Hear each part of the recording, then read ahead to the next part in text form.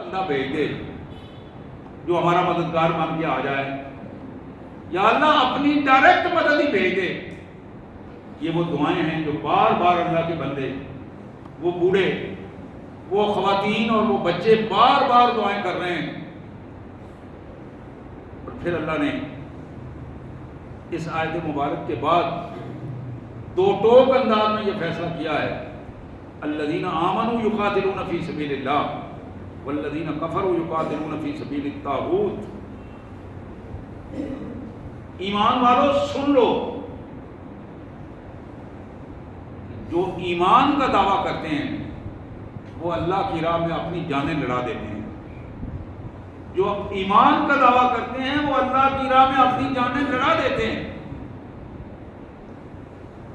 اور جو ایمان سے انکار کرتے ہیں وہ تم دیکھ رہے ہو وہ شیطان کے لیے اپنی جانیں لڑاتے ہیں۔ فی سبیل الطاغوت، وہ شیطانی قوتوں کے اداکار ہوتے ہیں، اور شیطانی قوتوں کے اداکار اکٹھے ہو کر لڑ رہے ہیں تو تم اپنے سروں کو اپنے گھٹنوں میں دبا کے بیٹھے ہو۔ یہ پہلو جس کو قرآن مجید نے ہمیں بڑی توجہ کے ساتھ ہمارے سامنے رکھا، فقاتلوا اولیاء الشیطان۔ اب یہ اللہ کا حکم ہے کہ نکلو، اٹھو، اور جو شیطان کا ساتھی ہیں، شیطان کی جماعتیں ہیں، شیطان کے گروہ ہیں، شیطان کے لشکر ہیں، ان کے سامنے سیسا پلائی ہوئی دیوار بن کر لڑنے کی کوشش کرو۔ اور پھر اللہ نے فرمایا ان کید الشیطان کان ضعیفا۔ یہ بات تمہیں معلوم ہو جانی چاہیے کہ شیطان کامیابی کا نام نہیں، شیطان کی چالیں بہت کمزور ہیں۔ تم اپنے آپ کو مضبوط پاؤں سے کھڑا تو کرو، تم اپنے ایمان کی بلبوتے پر کھڑے تو ہو جاؤ، اپنے اللہ کے نام پر کھڑے ہو جاؤ۔ دیکھو شیطان کی چالیں کس طرح کمزور ثابت ہوگی۔ سبحان اللہ و بحمدہ، سبحان اللہ العظیم و بحمدہ، استغفر اللہ۔ یا کریم یا ارحم الراحمین یا ذا الجلال والاکرام، اللہم صلی علی محمد وعلی آل محمد وبارک وسلم۔ یہ آیات تھی 5ویں پارے میں، سورہ نساء کی آیات تھیں، آیت نمبر 71 سے 76 تک، جو آیات میں نے تلاوت کی اور ان کا سادہ سا مفہوم اپنے انداز میں آپ کے سامنے رکھا۔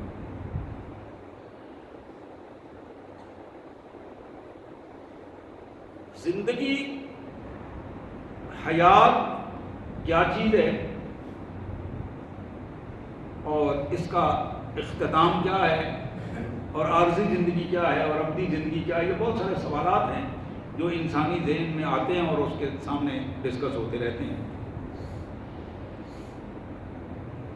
کائنات کے مالک نے جو نظام بنایا ہے اس میں اس دنیا کو عارضی کہا ہے، دنیا کی زندگی کو عارضی زندگی کہا ہے، اور صرف کہا ہی نہیں، دنیا کا ہر فرد، وہ مسلمان ہو یا کافر ہو، وہ اس بات کو تسلیم کر رہا ہے کہ بلا شبہ عارضی زندگی ہے، ختم ہونے والی ہے۔ جس طرح ایک مسلمان کے باپ دادا پردادا اس دنیا میں نہیں رہے، اسی طرح ایک کافر، انگریز، ہندو، عیسائی، یہودی، اس کے بھی باپ دادا پردادا اس دنیا میں اس کے نظر نہیں آ رہے۔ کچھ نے جلا دیے ہیں، کچھ نے قبروں میں رکھ دیے ہیں، اور کچھ نے کسی انداز میں، وہ کسی انداز میں، لیکن یہ یقین سب کو حاصل ہو گیا ہے کہ اس دنیا میں ہمیشہ نہیں رہے۔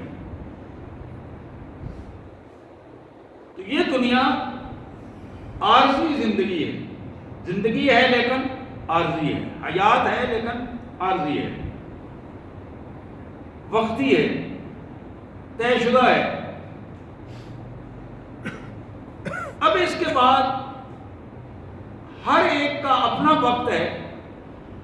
اس انتقال کے وقت کے بعد اس دنیا سے جب منتقل ہونا ہے دوسری دنیا میں، جس کا نام آخرت ہے، وہ زندگی ہمیشہ ہمیشہ کی زندگی ہے۔ ایک شخص کو 2 دفعہ موت نہیں آئے گی، ایک ہی دفعہ آئے گی۔ حضور صلی اللہ علیہ وسلم نے فرمایا موت ایک دفعہ آئے گی، دوسری دفعہ نہیں آئے گی۔ اب موت کے بعد جو زندگی کا سلسلہ شروع ہوتا ہے اس میں قبر ہے، حشر ہے، میزان ہے، صراط ہے، اور پھر جنت ہے یا دوزخ ہے۔ یہ سارے مراحل اس ہمیشہ ہمیشہ کی زندگی کے سٹیپ ہیں، مراحل ہیں، جو مراحل طے کر کے آخری سٹیپ پہ جس نے جانا ہوگا وہ اللہ کے فیصلے کے مطابق وہاں پہنچے گا۔ اب یہاں ایک بڑا بنیادی پہلو جو ہمارے سامنے رہنا چاہیے، اس عارضی دنیا میں اللہ تعالیٰ نے جو نظام بنایا ہے، ترتیب دیا ہے، اس نظام میں ایک نظریہ جو عملی نظریہ ہے اس کا نام جہاد ہے، اس کا نام جہاد رکھا ہے۔ اور جہاد بنیادی طور پر وہ نظریہ ہے، جہاد جو انسانیت کا تحفظ کرتا ہے اور ظلم کا خاتمہ کرتا ہے۔ دو چیزیں میں نے بتائی، جہاد انسانیت کا تحفظ کرتا ہے اور ظلم کا خاتمہ کرتا ہے، اور جہاں جہاد نہیں ہوتا وہاں انسانیت کا تحفظ ختم ہو جاتا ہے، انسانیت ذلیل و رسوا ہو جاتی ہے، وہاں ظلم کی بجائے وہاں امن کی بجائے، سکون کی بجائے ظلم و جور کا ماحول جو وہ پنپتا ہے۔ اللہ کے پیارے حبیب صلی اللہ علیہ وسلم نے فرمایا الجہاد ماضٍ الی یوم القیامہ، جہاد قیامت تک جاری رہے گا، جہاد قیامت تک جاری رہے گا۔ کسی انصاف پسند حکمران کا انصاف یا کسی ظالم حکمران کا ظلم جہاد کی اس کیفیت کو ختم نہیں کر سکے گا۔ کائنات کے مالک کا یہ حکم ہے، اور اللہ تعالیٰ نے اور اللہ کے رسول صلی اللہ علیہ وسلم نے جہاد کو عزت کا ایک علامت قرار دیا، بلکہ اس سے آگے بڑھ کر محمد کریم صلی اللہ علیہ وسلم نے فرمایا اللہ نے میرا رزق میرے نیزے کی انی میں رکھا، میرا رزق میرے نیزے کی انی میں، نیزے کے پھانے میں رکھا ہے، کہ جب میں اللہ کی راہ میں نکلتا ہوں اللہ تعالیٰ دولت کے انبار لگا دیتے ہیں، غنیمت کے انبار لگا دیتے ہیں۔ یعنی دوسرے الفاظ میں جہاد وہ عمل اور وہ قوت ہے جب بندہ اللہ کے نظام کے لیے، اللہ کے دین کو غالب کرنے کے لیے، مظلوموں کا ساتھ دینے کے لیے میدان عمل میں نکلتا ہے، تو پھر یہ جہاد اس بندے کو طاقت بھی دیتا ہے، اس کو عزت بھی دیتا ہے، اور اسے رزق بھی اس کے قدموں میں لا کر رکھ دیتا ہے، عزت بھی دیتا ہے، طاقت بھی دیتا ہے، اور رزق کو اس کے قدموں میں لا کے رکھ دیتا ہے۔ میرے پیارے بھائیوں، رسول اللہ صلی اللہ علیہ وسلم نے فرمایا کہ لوگوں، مسلمانوں کی عزت، ان کا روب، ان کا دبدبہ، ان کی سطوت اس وقت تک رہے گی جب تک وہ جہاد پر قائم رہے گی۔ جب انہوں نے جہاد کو کمزور کر دیا، جہاد کو اپنے معاملات سے نکال دیا، اپنی اہمیت اور ترجیحات سے پیچھے کر دیا، حضور صلی اللہ علیہ وسلم نے فرمایا کہ پھر وہ دوسروں کے دستے نگر ہو جائیں گے، دوسروں کے دستے نگر ہو جائیں گے۔ اس لیے کہ دنیا اخلاق سے زیادہ طاقت کو مانتی ہے، مادہ پرستانہ دنیا، کفر کی دنیا اخلاق سے زیادہ طاقت کو مانتی ہے۔ بلا شبہ اخلاق بہت بڑا ہتھیار ہے، اور اسلام کے پھیلنے کا بڑا بنیادی ہتھیار جو چلا ہے اس کا نام اخلاق ہی ہے، اخلاق حسنہ ہے۔ لیکن وہ بڑی خوبصورت بات کی تھی علامہ اقبال نے، رشی کے فاقوں سے ٹوٹا نہ برہمن کا طلسم، رشی کے فاقوں سے ٹوٹا نہ برہمن کا طلسم، عصا نہ ہو تو کلیمی ہے کار بے بنیاد۔ بہت ساری عبادت گزاریاں، فاقہ کشیاں، وہ گاندھی ہو یا کوئی اور ہو، اپنے اپنے انداز میں اخلاق کے طرز وہ کام نہیں کرتے جہاں قوت کا کی ایک علامت پوری قوموں کو بعض اوقات سیدھا کر دے گا. نبی رحمت صلی اللہ علیہ وآلہ وسلم نے اس حوالے سے بڑی خوبصورت بات کہی، اور آج کے ہمارے اس دور میں یہ عکاسی کرتی ہے اس بات کی کہ ہماری مجموعی قوم کی کیفیت کیا ہے، امت کی کیفیت کیا ہے. بڑی معروف حدیث ہے، آپ نے کئی دفعہ سنی ہے، میں یاد دلانے کے لیے پھر عرض کروں گا. حضور اکرم صلی اللہ علیہ وسلم نے فرمایا کہ میرے پیارے ساتھیوں، اس وقت تمہاری کیا حالت ہوگی کہ جب اقوام عالم کفر سارا مل کے ایک دوسرے کو دعوت دے گا کہ آؤ مسلمانوں کو ہڑپ کر جائیں. اس کی مثال آپ نے دی کہ اس طرح کی مثال ہے. ان کی حالت یہ ہوگی کہ جس طرح بھوکے بھیڑیوں کو ریوڑ میں چھوڑا جاتا ہے، وہ کھاتے کم ہیں اور اجاڑتے زیادہ ہیں.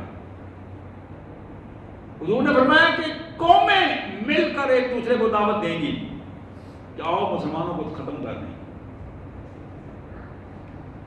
مسلمانوں کو ختم کر دیں. یہ چھوٹی سی پٹی ہے غزہ کی، دریا کا ایک کنارہ ہے سمندر کا، چھوٹی سی پٹی ہے،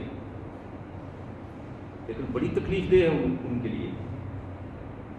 اس لیے کہ غاصب جو ہوتا ہے، ظالم جو ہوتا ہے، ظالم اور غاصب کے اندر ایک کلکل لگی ہوتی ہے، ایک مسلسل دھڑکا اسے لگا ہوتا ہے کہ میں نے جو جرم کیا ہے، جرم کی پاداش میں مجھے دھرنا لیا جائے، مجھے کہیں کوئی مجھ سے زیادہ طاقتور آ کر میرا یہ چھین نہ لے مجھ سے جو میں نے دوسروں سے چھینا ہے.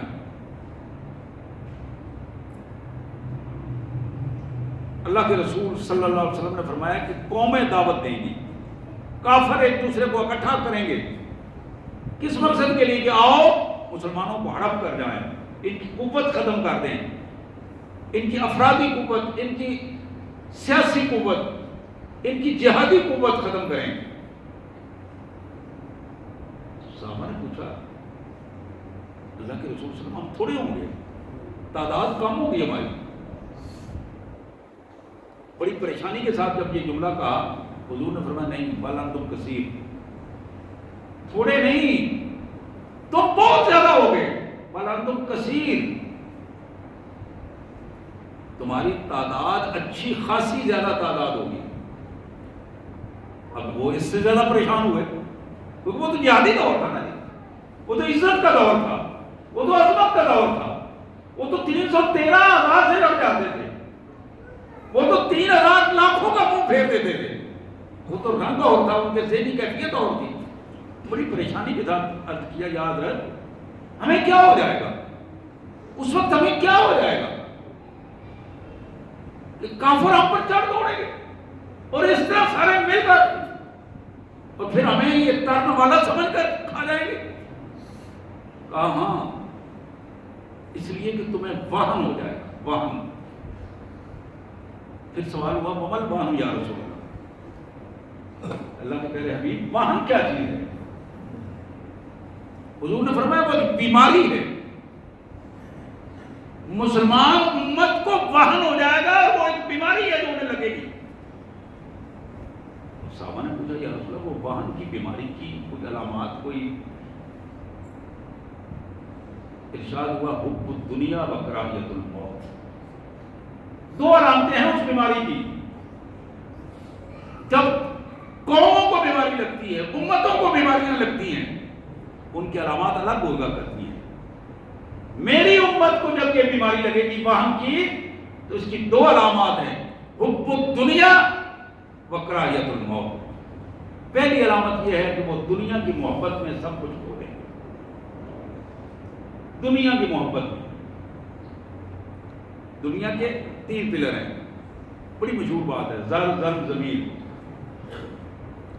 ان 3 ستونوں کے لیے، ان 3 مادی ذرائع کو حاصل کرنے کے لیے اپنی نظریہ بھی بیچ دیں گے، عزت کو بھی تاراج کر دیں گے، اپنے دین کو بھی بیچ دیں گے، اللہ اور اللہ کے رسول کو بھی بھول جائیں گے، اپنی ذاتوں کو بھول جائیں گے. حب الدنیا، حب الدنیا، دنیا کے حصول میں اندھے ہو جائیں گے. کافروں کے سامنے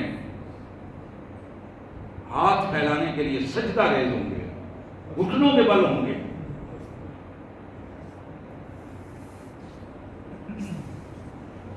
نبی رحمت صلی اللہ علیہ وسلم نے فرمایا کہ یہ حالت ہو جائے گی کہ دنیا کی محبت ان کے دلوں میں گھر کر جائے گی. اور پھر فرمایا وکراہیت الموت، کوئی مرنا نہیں چاہے، مرنا نہیں چاہے. کراہت کہتے ہیں ناپسند کرنے کو. مرنا سب سے زیادہ ناپسندیدہ بات ہوگی. شہادت تو بڑی بات ہے، وہ تو بہت آگے کی بات ہے. موت کی جو کیفیت ہے تو فرمایا کہ موت کی کیفیت یہ ہے کہ کوئی اس کے قریب نہیں بھٹکنا چاہے گا. اور ایک وقت وہ تھا کہ جناب خالد بن ولید رضی اللہ تعالی عنہ، تاریخ کا بڑا نادر واقعہ ہے، ایک بندے کو پکڑ کر ان کے سامنے لایا گیا. چیف آف سٹاف جنرل ہیں، فوجوں کے سردار ہیں، اور بتایا گیا کہ یہ بندہ آپ کے کھانے میں زہر ملا رہا، اس کو پکڑا ہم نے. مسکرایا اور اس سے پوچھا ہاں بھائی کیا واقعہ ہے، سیدھی سیدھی بات کرو. اس نے کہا جی فلاں نے بھیجا ہے، فلاں ملک سے آیا ہوں، تو یہ پروگرام ہے اور اس پروگرام کے تحت مجھے بھیجا گیا ہے کہ آپ کے کھانے میں زہر ملاؤں اور تاکہ آپ کی موت واقع ہو جائے. تو اچھا یہ لاؤ زہر، کون سی زہر ہے؟ وہ شیشی اس نے پیش کی. اس نے کہا جی حضرت یہ وہ زہر ہے کہ اس کا ایک قطرہ جس کے جسم میں چلا جائے اس کے ہر جوڑ سے خون بہنا شروع ہو جائے، رگیں پھٹ جائیں گی خون والی اور اس کے جسم سے خون بہنا شروع ہو جائے اور وہ چند لمحے نہیں نکال سکے. اچھا تو کئی تم لوگ بہت بڑی دوائی ڈھونڈ کے لائی ہے اور بہت بڑے نظریے کے ساتھ آئے ہو، اور آپ نے اس سے زہر لی اور ان کے سامنے پی اور ان کو بتایا کہ جاؤ جا کے اپنے بھیجنے والے کو یہ پیغام دو کہ تم نے تو چوری چھپے کی بات کی تھی، میں اپنے سامنے پلا کے آیا ہوں. لیکن اس نے اللہ کا نام لے کر وہ کی، بسم اللہ الذی لا یضر مع اسمہ شیء فی الارض ولا فی السماء وهو السمیع العلیم. اللہ کے نام کے ساتھ کوئی چیز اس دنیا اور آخرت میں نقصان نہیں پہنچاتا. زہر پی گئی. حب الدنیا و کراہیت الموت، ذرا غور کیجیے. اور یہی پیغام ایک موقع پر جناب خالد نے مخالف فوجوں کے سربراہ کو یہ پیغام پہنچایا تھا کہ تم بڑی پریشانی کی کیفیت میں اور بڑے الگ تلوں کی صورت میں ہمارے سامنے آ رہے ہو اور بڑی تیاری سے آ رہے ہو، اور یاد رکھو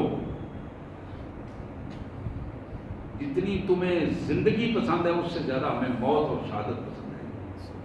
ہم میں سے ہر شخص شہادت کی دعائیں کرتا ہے، اور یہ دعا اللہ کے رسول صلی اللہ علیہ وسلم نے سکھائی ہے، اللہم احیینی سعیدا ومتنی شہیدا. یا اللہ زندگی سعادت کی عطا فرما اور موت شہادت کی عطا فرما.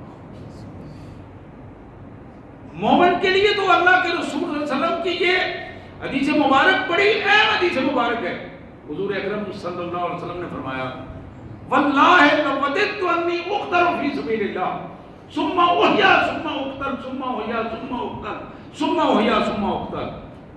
اللہ کی قسم مجھے زندگی میں اگر کوئی چیز سب سے زیادہ پسند ہے وہ یہ ہے کہ میں اللہ کی راہ میں مارا جاؤں پھر زندہ کیا جاؤں، مارا جاؤں پھر زندہ کیا جاؤں، اور مارا جاؤں اور پھر زندہ کیا جاؤں.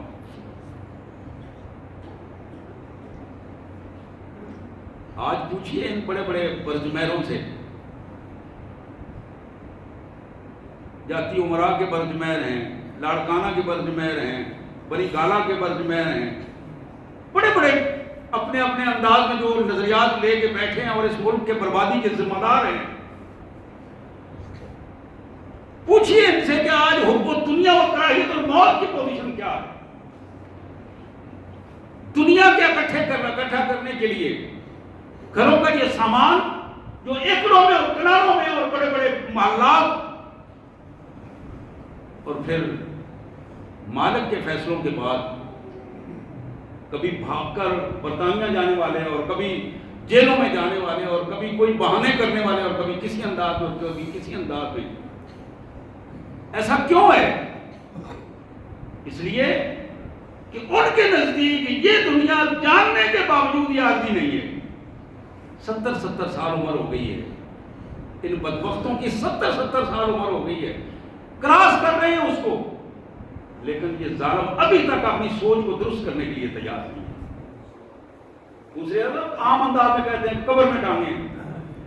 اب انسان کو جب آدمی کو نظر آتا ہے کہ ساری عمر میں گزار چکا ہوں، ذلت و رسوائی میں نے گزاری ہے، باطل کے لیے گزاری ہے، اس ساری عمر کے بعد کم از کم ابھی میں اپنے اللہ سے معافی مانگ لوں.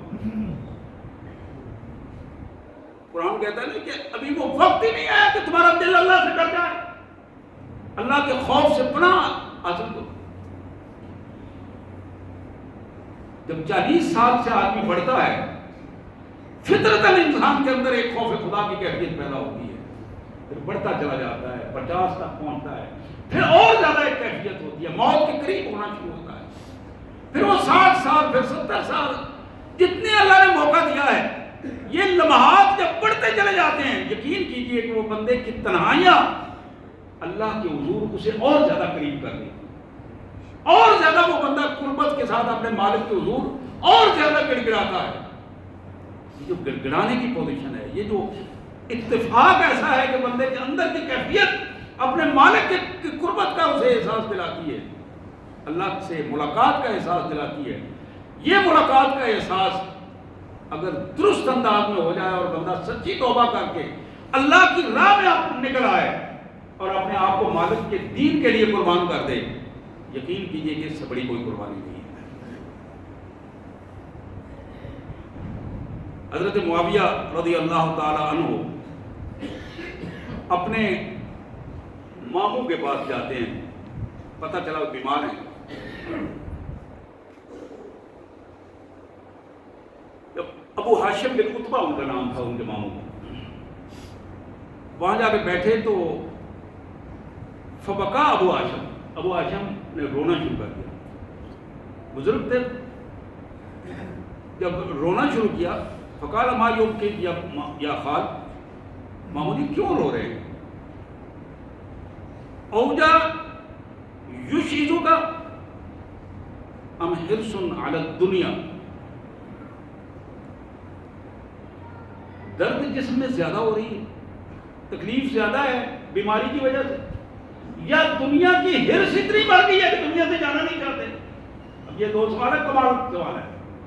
سوال کرنے والے نے حضرت ابی معاویہ نے بڑا اہم دونوں سوال کیے ہیں، اور یہی سوال ہے آج کے برجمہروں سے بھی، بڑے بڑے لیڈروں سے جنہوں نے حکومتوں کو تاراج کیا اور پاکستان کی سطوت کو جنہوں نے برباد کیا. ان ظالموں سے یہ سوال ہے کہ تمہارے اندر کیا بیماری ہے، تمہارے اندر کون سی چیز ہے جو تمہیں آج یہاں تک اس ذلت اور رسوائی تک اس نے پہنچا دیا ہے. جناب ابی معاویہ پوچھتے ہیں ماموں جان کیوں رو رہے ہیں؟ بیماری کی کیفیت بڑھ گئی ہے یا پھر دنیا چھوڑنے کو دل نہیں کر رہا؟ حرص اتنی ہے، حرص نہ لگ دنیا. کہا بیٹا نہیں، وہ پنجابی میں کہتے ہیں ڈیکر نکل گئی. یہ بات سن کے نا چیخ نکل گئی. کہا نہیں پتر نہیں بیٹا ایسے نہیں ہے،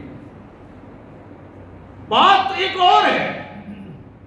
میں نے اپنے پیارے رسول صلی اللہ علیہ وسلم سے سنا ہے ان کانوں کے ساتھ، میرے آقا صلی اللہ علیہ وسلم نے ولیکن عہدن رسول اللہ صلی اللہ علیہ وسلم علینا، اللہ کے رسول صلی اللہ علیہ وسلم نے ہم سے ایک وعدہ لیا تھا، صحابہ سے ایک وعدہ لیا تھا. آج اس چارپائی پہ پڑے ہوئے مجھے وہ وعدہ یاد آ رہا ہے. آج عمر 60 سے 70 سے 80 سے زیادہ ہو گئی ہے.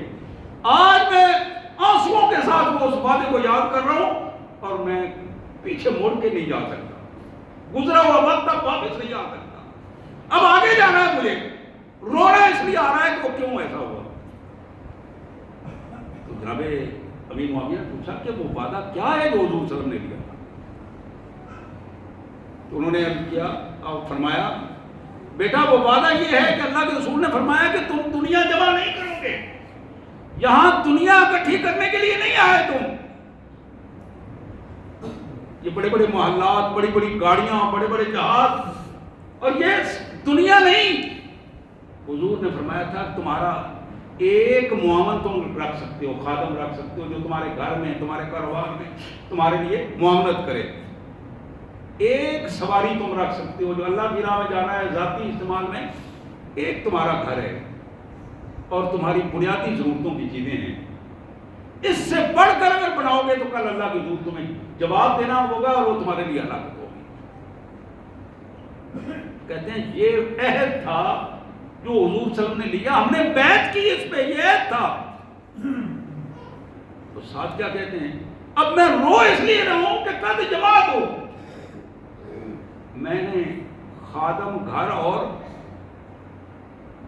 چند ٹکوں کے عوض سے زیادہ بڑھ کر میں نے مال و دولت جمع کیا ہے، گھر بنائے ہیں، زمین لی ہے، کاروبار بنائے ہیں، میری تو ساری عمر ان چکروں میں گزر گئی، اب مجھے رونا آ رہا ہے کہ میں اللہ کے حضور کی حالت میں جاؤں، وہاں جواب کیا دوں گا؟ کبھی سوچئے اس حوالے سے، یہ میرے لیے بھی سوالیہ نشان ہے، آپ سب بھائیوں کے لیے بھی ہے، میری بہنوں کے لیے بھی ہے جہاں تک میری آواز جا رہی ہے۔ کیا یہاں مادہ پرستی میں غرق ہوتے ہوئے ہمیں فلسطین کے ان معصوم بچوں کی چیخیں نہیں سنائی دے رہی؟ ان بوڑھوں کی آہ و پکار نہیں سنائی دے رہی؟